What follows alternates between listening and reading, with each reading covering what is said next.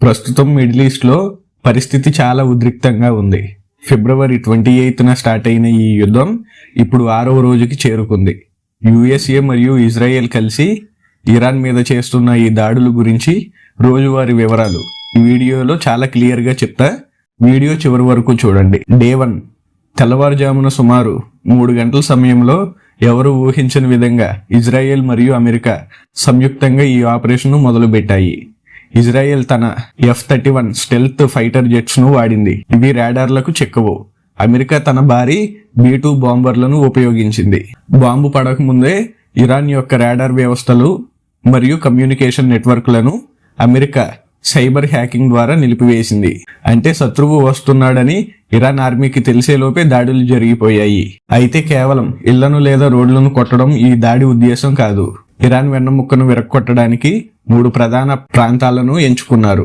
Nuclear sites, Natanz మరియు Fordow వంటి చోట్ల ఉన్న భూగర్భ అణు ల్యాబ్లను ధ్వంసం చేశారు. ఇరాన్ అణుబాంబు తయారు చేయకుండా ఆపడమే దీని లక్ష్యం. ఇరాన్ ఎదురుదాడి చేయకుండా ఉండడానికి వారి వద్ద ఉన్న లాంగ్ రేంజ్ మిసైల్స్ ఉన్న చోటు బాంబులు వేశారు. ఇరాన్ ఆర్మీకి ఆర్డర్స్ ఇచ్చే ప్రధాన కార్యాలయాన్ని కూల్చేశారు. అయితే డే 1లో అత్యంత సంచలన విషయం సుప్రీం లీడర్ మరణ వార్త. ఆయతుల్లా అలీ ఖమేనీ మరణం. టెహరాన్లోని ఆయన నివాసంపై జరిగిన దాడిలో ఖమేనీ మరణించినట్లు అమెరికా నిఘా సంస్థలు CIA ప్రకటించింది. ఒక దేశానికి అత్యున్నత నాయకుడు సుప్రీం లీడర్ లేకపోతే ఆ దేశ సైన్యం గందరగోళంగా పడిపోతుంది. ఎవరు ఆర్డర్ ఇవ్వాలో తెలియక వారు ఒకలాగా స్టన్ అయిపోయారు. డే 1 అనేది ఇరాన్ను కోలుకోలేని దెబ్బతీయడానికి అమెరికా, ఇజ్రాయెల్ వేసిన మాస్టర్ ప్లాన్.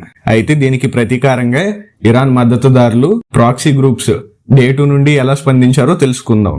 డే 1లో తన సుప్రీం లీడర్ ను కోల్పోయి అణు కేంద్రాలు దెబ్బతిన్నప్పటికీ ఇరాన్ తన వద్ద ఉన్న ప్రాక్సీ బలగాలను రంగంలోకి దించింది. ఆ రోజు జరిగిన ప్రధాన సంఘటనలు చూద్దాం. ఇరాన్ తన భూగర్భ సొరంగాల నుండి వందలాది బాలిస్టిక్ మిసైల్స్ ని ఇజ్రాయెల్ పై ఒకేసారి ప్రయోగించింది. ఇరాన్ ఒకేసారి 300 నుంచి 400 మిసైల్స్ ను వదిలింది. దీనివల్ల ఇజ్రాయెల్ యొక్క ఐరన్ డోమ్ అంటే రక్షణ వ్యవస్థ ఒక్కసారి అన్నిటినీ అడ్డుకోలేక ఇబ్బంది పడింది. కొన్ని మిసైల్స్ టెల్ అవీవ్ నగరంలోని నివాస ప్రాంతంలో పడ్డాయి.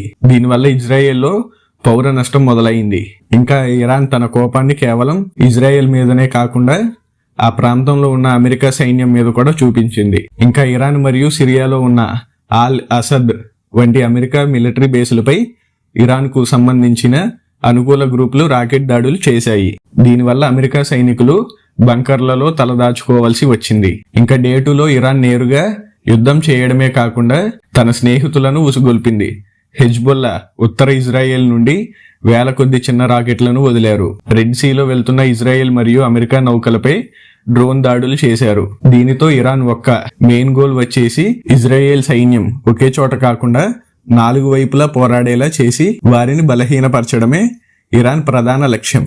డే 2 చివరికి వచ్చేసరికి యుద్ధం కేవలం ఇద్దరి మధ్య కాకుండా మొత్తం మిడిల్ ఈస్ట్ కు పాకింది.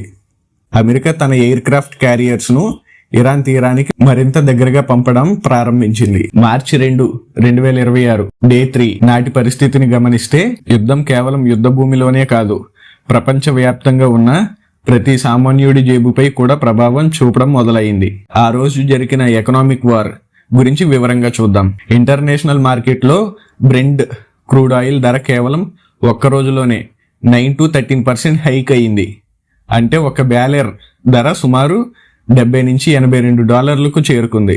ఇరాన్ తన దగ్గర ఉన్న అతిపెద్ద ఆయుధాన్ని వాడింది. అదే స్ట్రెయిట్ ఆఫ్ హార్మోజ్ మూసివేత. ఈ యుద్ధంలో ఆర్థికంగా అత్యంత కీలకమైన మలుపు ఇదే. ప్రపంచ వ్యాప్తంగా సరఫరా అయ్యే ఆయిల్లో దాదాపు 20% అంటే ప్రతి 5 లీటర్లో 1 లీటర్ ఈ సన్నని సముద్ర మార్గం గుండానే వెళ్ళాలి. ఇరాన్ ఈ మార్గాన్ని అడ్డుకోవడం వల్ల రోజుకు సుమారు అంటే 1.5 కోట్లు బ్యారెల్ల ఆయిల్ సరఫరా నిలిచిపోయింది. మన ఊరికి పాలు కూరగాయలు వచ్చే ప్రధాన రహదారిని ఎవరో బ్లాక్ చేస్తే ఊర్లో వాటి ధరలు ఎలా ఆకాశాన్ని తాకుతాయో ఈ సముద్ర మార్గం మూసేయడం వల్ల ప్రపంచ దేశాలకు ఆయిల్ అందక ధరలు అలా పెరిగిపోతాయి. మార్చి 2న ప్రపంచ వ్యాప్తంగా ఇన్వెస్టర్లు భయపడి తమ షేర్లను అమ్మేయడం మొదలుపెట్టారు. యుద్ధం వస్తే డబ్బు కంటే బంగారం సురక్షితం అని అందరూ భావిస్తారు. అందుకే ఆ రోజు బంగారం ధరలు భారీగా పెరిగాయి. భారత్ తన అవసరాలకు కావలసిన 80% ఆఫ్ ఆయిల్ ని దిగుమతి చేసుకుంటుంది. కాబట్టి మన రూపాయి విలువ పడిపోవడం మరియు పెట్రోల్ డీజిల్ ధరలు పెరిగే ప్రమాదం ఆ రోజే స్పష్టమైంది.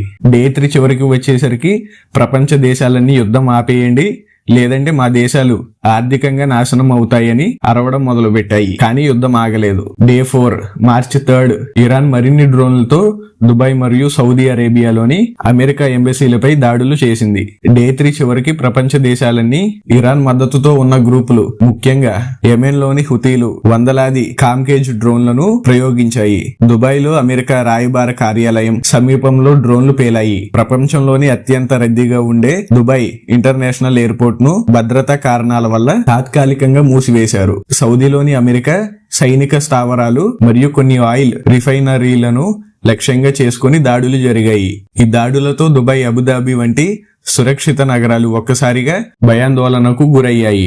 దుబాయ్ వంటి నగరాలు వ్యాపారానికి కేంద్రాలు. అక్కడ బాంబులు పడడం వల్ల ప్రపంచ వ్యాప్తంగా ఉన్న కంపెనీలు తమ ఉద్యోగులను వెనక్కి పిలిపించుకోవడం మొదలుపెట్టాయి. తమ రాయబార కార్యాలయాలపై దాడులు జరిగితే ఊరుకోమని, ఇరాన్ పై మరింత కఠినమైన దాడులు చేస్తామని అమెరికా హెచ్చరించింది. డే 5 మార్చి 4కి వచ్చేసరికి యుద్ధం ఆకాశం నుండి సముద్ర గర్భంలోకి మళ్లింది. ఈ రోజు జరిగిన అతిపెద్ద సంఘటన ప్రపంచం దేశాలను, ముఖ్యంగా భారతదేశాన్ని కూడా ఉలిక్కిపడేలా చేసింది.